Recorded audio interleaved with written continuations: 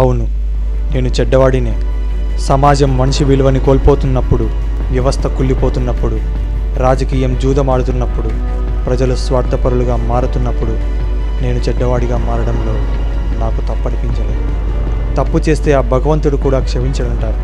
కానీ అదే దేవుడు తప్పు చేయని వాడు మనిషే కాదన్నాడు. రెండూ నిజాలే. దేవుళ్ళే తమ స్వార్థం కోసం అడ్డదారులు తొక్కారు. నేను చెడు మార్గం ఎంచుకోవడం నాకు తప్పనిపించలేదు. స్వాతంత్ర్యం వచ్చి 65 సంవత్సరాలైనా కూడా ఇంకా ఈ సమాజంలో బానిస బ్రతుకుపోలేదు. చరిత్ర మనకి ఎప్పుడో చెప్పింది, ఇక్కడ మంచి చేస్తే మరణం ఖాయం. అందుకే హింస అనే ఈ బ్రతుకులో బ్రతికే కంటే ధైర్యంగా చావటమే మేలనుకున్నాను. నేను చేసేది తప్పో ఒప్పో నాకు తెలియదు, కానీ నా అంతరాత్మకి నేను సమాధానం చెప్పుకున్నాను. క్రిమినల్గా మారాను. అవును, అందరూ మంచిని ఇష్టపడతారు, కానీ ఎవ్వరూ మంచి చేయడానికి ఇష్టపడరు. సో నేను చెడు చేస్తే తప్పేంటి?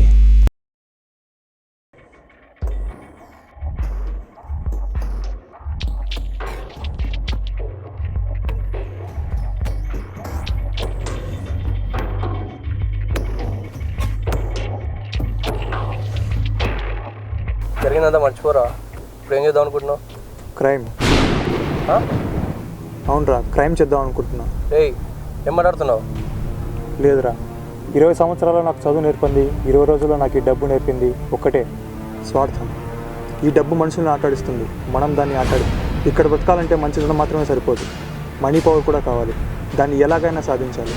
ఏయ్, చాలా డిస్టర్బ్గా ఉన్నావు, ఏదో మాట్లాడుతున్నావు. ఎంత కాదు, నైట్ ఊరు వెళ్ళిపో. చెప్పాను కదరా క్రైమ్ చేద్దామని. ఏయ్, మైండ్ కానీ దొబ్బిందా నీకు? చట్టాన్ని దొబ్బితే చంపేస్తారు. ఇక్కడ చట్టమే ఒక మాయ, ఆడించే వాళ్ళే నాయకులు, ఆట చూసే వాళ్ళే ప్రజలు. ఇక్కడ దొరికినంత దోచుకోవాలి. 65 ఏళ్ళుగా మన రాజకీయ నాయకులు చేస్తుంది అదే. ఈ ప్రజలను ఎవరు మార్చలేరు, ఈ వ్యవస్థను ఎవరు బాగు చేయలేరు. అందుకే నేను ఈ చట్టాన్ని వాడుకోవాలనుకుంటున్నాను, వ్యవస్థతో ఆడుకోవాలనుకుంటున్నాను. ఇలాంటి పనులు వద్దు, తప్పురా. తప్పు చేయని వాడు మనిషే కాదు. పురాణాలు నాకు నేర్పింది, ఈ సమాజం నాకు దారి చూపింది ఇదే. ఆ మినిస్టర్ మనిషిని కలుద్దాం పదా.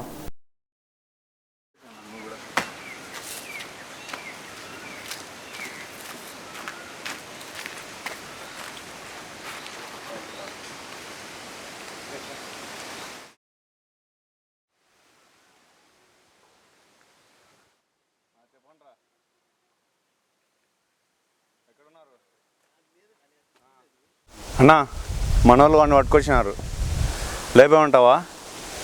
సరే అన్న. ఏయ్, టీ చెప్పరా. ఏరా, జైలు నుంచి ఎప్పుడు వచ్చినావు?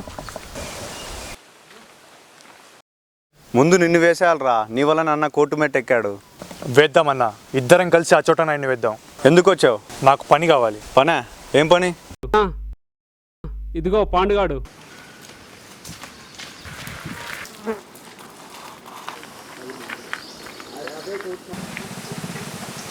నీకోసమేనా ఇన్ని రోజులు తిండి తిప్పలేకుండా తిరుగుతున్నాం.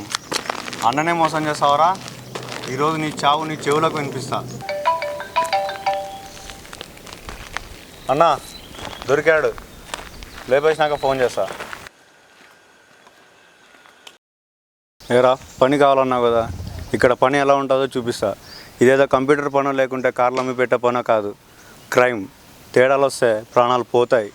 ఇప్పటివరకు మనిషి చావడం ఎప్పుడు చూడలేదు కదా, ఇప్పుడు నీ కల్లారా చూద్దు. కానీ గన్ను చేతిలో ఉన్నప్పుడు ఏదో సొల్లకూడదు బాబాయ్. ట్రిగ్గర్ నొక్కామా బుల్లెట్ వదిలేసామా అన్నట్టు ఉండాలి.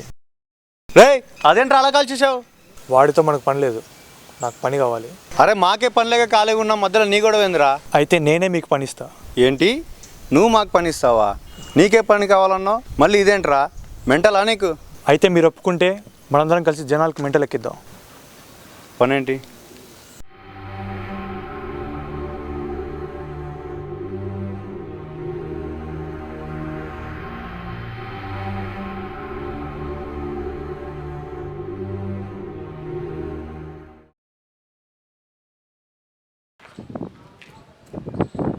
అంతా నువ్వు అన్నట్టుగానే జరిగింది. తెలివైన వాడివే. నేను తెలివైన వాడిని కాదు, అందరిలాంటి వాడిని. తెలివైన వాడు సింహాసనం ఎక్కి కూర్చుంటాడు, తెలివి తక్కువ వాడే నా డబ్బు కోసం ఆరాటపడుతూ ఉంటాడు. అయితే ఇప్పుడు ఏం చేద్దాం? సిటీ చాలా సైలెంట్గా ఉంది. ఈ సైలెన్స్కి మన బుల్లెట్ సౌండ్ వినిపిద్దాం. అంటే సిటీలో జరుగుతున్న కన్స్ట్రక్షన్స్ అన్నిటికీ మన ఫోన్ కాల్ వెళ్ళాలి. వాళ్ళ బిల్డింగ్ యొక్క కాంక్రీట్కి మన బుల్లెట్ తగలాలి. ఫోన్ కరో.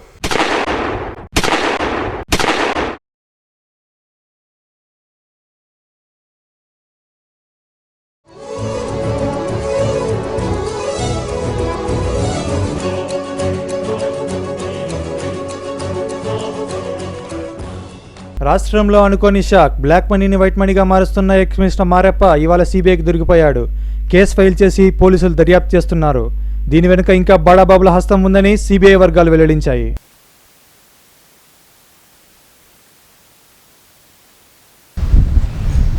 అన్న పోలీసులకు దొరికిపోయాడు. ఇదంతా ఇక్కడితో ఆపేద్దాం. ఆపటానికి ఇదేం ట్రైనో బస్సో కాదు, బుల్లెట్. ఒక్కసారి బయటకు వచ్చాక టార్గెట్ తగిలి తీరాల్సిందే. కానీ ఎలా? మన మీద కూడా పోలీసులో టార్గెట్ ఉంది కదా. అన్న సపోర్ట్ లేకుండా మనం ముందుకెళ్ళటం కష్టం. మనం దొరికితే కాపాడేవాడ కూడా లేడు. ఈ దేశం కొందరు స్వార్థపరుల చేతిలో ఉంది. వాళ్ళతో మన చేతులు కలిస్తే చాలు, ఈ దేశంతో ఆడుకోవచ్చు.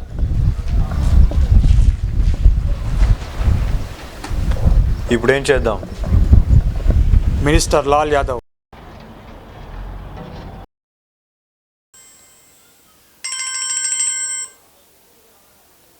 హలో, పేపర్లో నీ ఫోటోకి బదులు వేరొకరి ఫోటో వచ్చిందని ఆశ్చర్యంగా చూస్తున్నావా? ఎవడ్రా నువ్వు? సిటీలో నీ పనులకు అడ్డొచ్చింది, ఎలక్షన్లలో ఆయుధంగా వాడుకుంది, నీ అపోనెంట్ ఎక్స్ మినిస్టర్ పోలీసులకు దొరికేలా చేసింది నేనే. ఇదంతా నీకోసమే చేశా. ఎందుకంటే నెక్స్ట్ ఎలక్షన్స్లో నా లాంటి వాడు అవసరం నీకు రాకూడదు కదా. గుర్తుపట్టలేదా? నీ పొలిటికల్ మీటింగ్లో కాల్పులు జరిపింది నేనే. ఏం కావాలి? నీ సపోర్ట్. నేను చేసే ప్రతి పనికి నీ పవర్ తోడవ్వాలి. ఒక రాజకీయ నాయకుడు ఒక క్రిమినల్ కలిస్తే ఈ వ్యవస్థతో ఆడుకోవచ్చు, ఈ దేశాన్ని ఏలచ్చు. నువ్వు పగటిలో, నేను చీకట్లో. నువ్వు ఎవరితో మాట్లాడుతున్నావు తెలుసా? తెలుసు.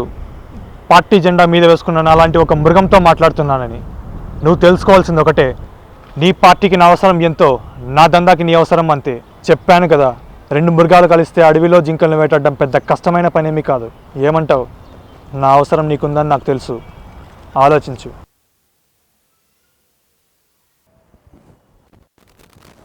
ఇకపై మొదలవుతుంది వేట. వెంటాడే మృగాలతో వేటాడే ఆట.